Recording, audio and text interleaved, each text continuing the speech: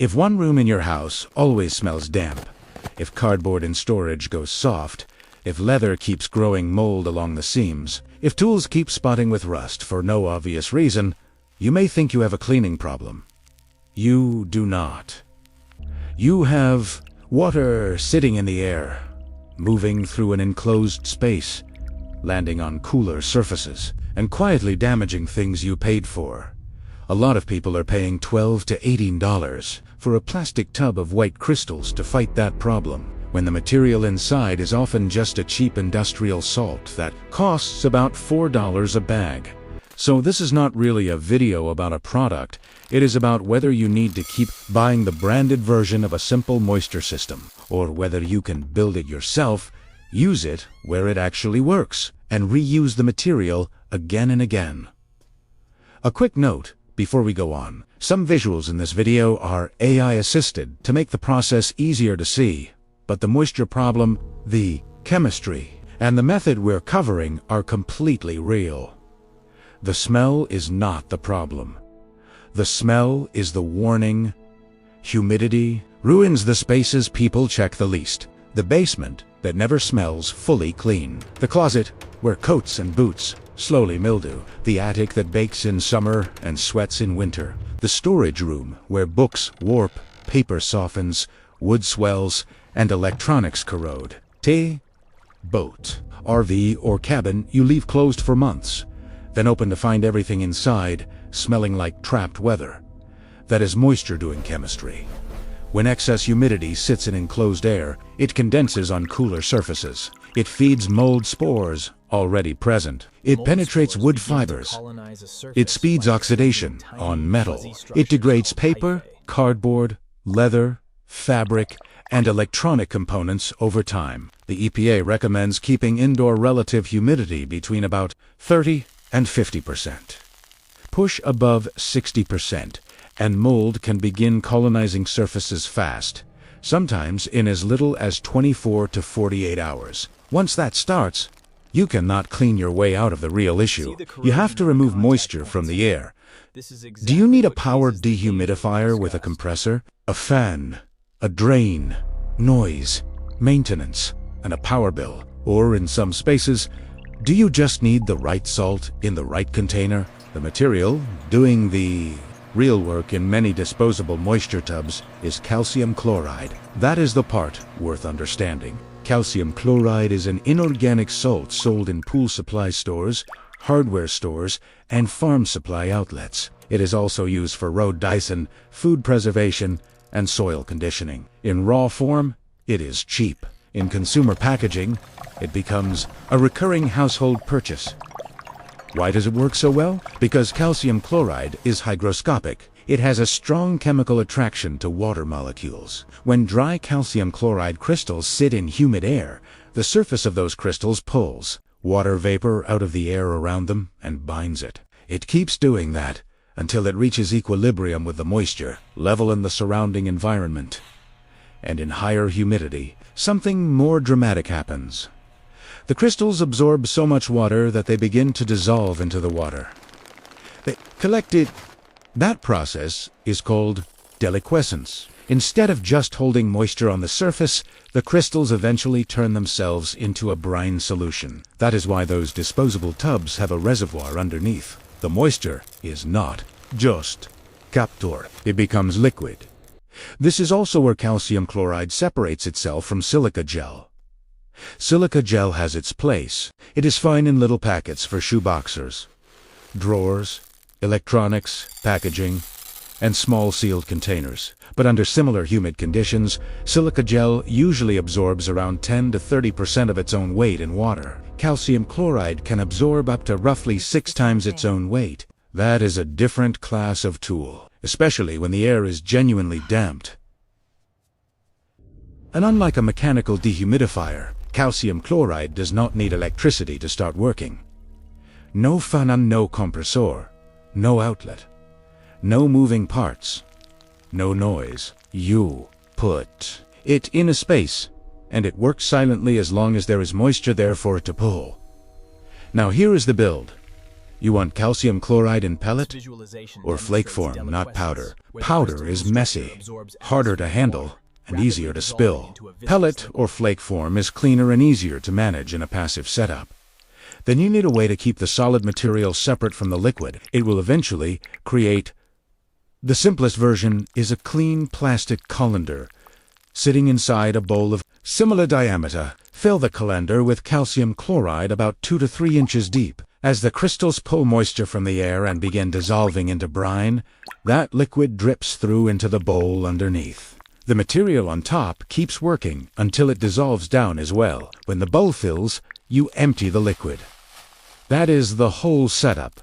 No wiring, no drain hose, no machine in the corner, just chemistry doing its job. A closet, a small storage room, a bathroom corner, The silica gel a tool only changes cabinet, slightly, but the an calcium RV, chloride visibly pulls in a boat, far more moisture, a seasonal demonstrating cabin, clear a closed educational room contrast. that traps damp air and does not need active air movement from across a large area. But this is where people ruin a good method by giving it the wrong job. A passive calcium chloride setup only works on the air immediately around. It does not draw air from across a large basement the way a powered unit with a fan does. Think of one unit as serving an effective radius of roughly 3 to 5 feet, strongest nearby, weaker farther out.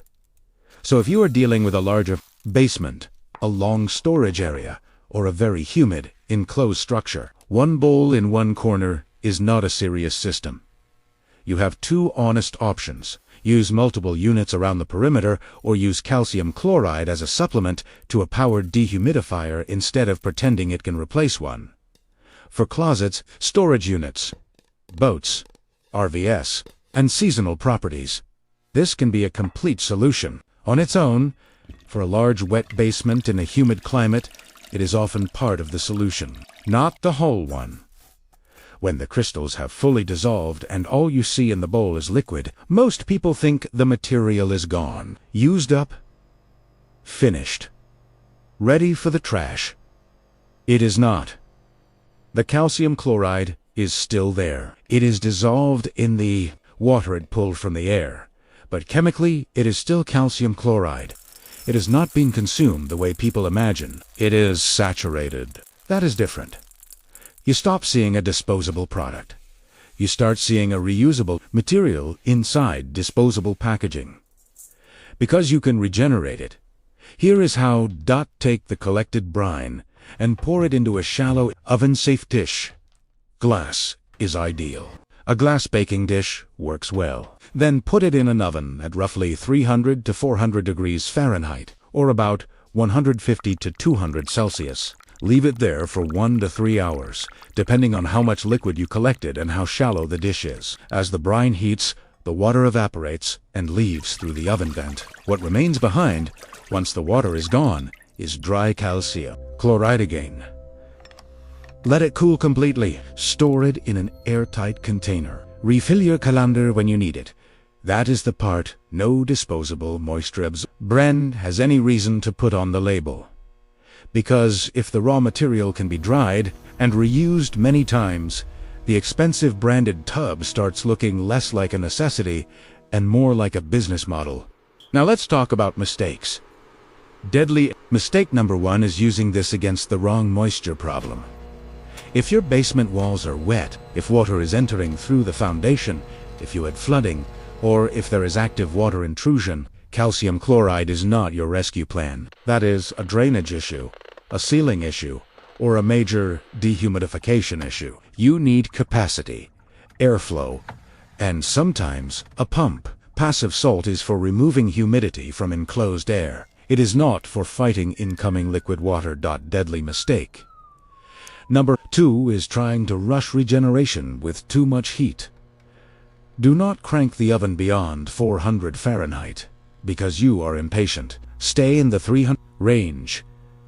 Higher heat risks beginning to melt or otherwise alter the calcium chloride. Slow, controlled drying is the point. Deadly mistake number 3 is treating the brine like harmless water. It is not. It is salty and corrosive. Do not spill it on metal. Do not let it sit on leather. Keep it away from children, and pets. Calcium chloride can irritate eyes on direct contact and can irritate skin with prolonged exposure. Handle it like a concentrated chemical, not like a harmless puddle. Saturated brine can be disposed of down a drain with plenty of water to dilute it. And there is one more mistake that sounds small, but matters. People regenerate the material in a closed kitchen without ventilation, then wonder why the room feels damp. Open a window or run your range hood while you dry it out. You are evaporating the water you just removed from another space. There is no sense dumping that moisture right back into the air you live in. Use the right container too. Glass is ideal for repeated cycles. Use something of a good low-cost system is not the same thing as a sloppy system. Because this channel is not about collecting clever tricks, it is about understanding which low-cost systems actually solve real household survival problems before those problems become larger, more expensive, and harder to reverse. Humidity is one of those problems. It does not arrive like a storm, a blackout, or a burst pipe. It creeps. It swells wood, softens paper, rusts tools, feeds mold, damages the spaces where you store things you may actually need later, and because it moves slowly, people tolerate it much longer than they should. That is why a passive dehumidifier like this matters. Not because it is clever, because it is useful. Let me ask you something practical. Which space gets ignored the longest when the weather turns against you? The basement, the closet, the shed, the RV, the boat, the tool room, the attic. Put it in the comments. Now one more honest limit.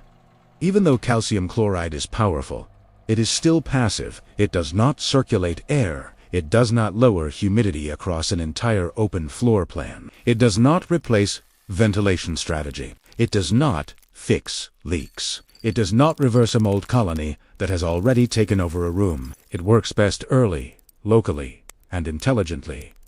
Used in the right space, this material is excellent. Used against the wrong problem, it will seem weak, and the tool will get blamed for the user's mistake. So the real win here is not just saving money over a branded moisture tub.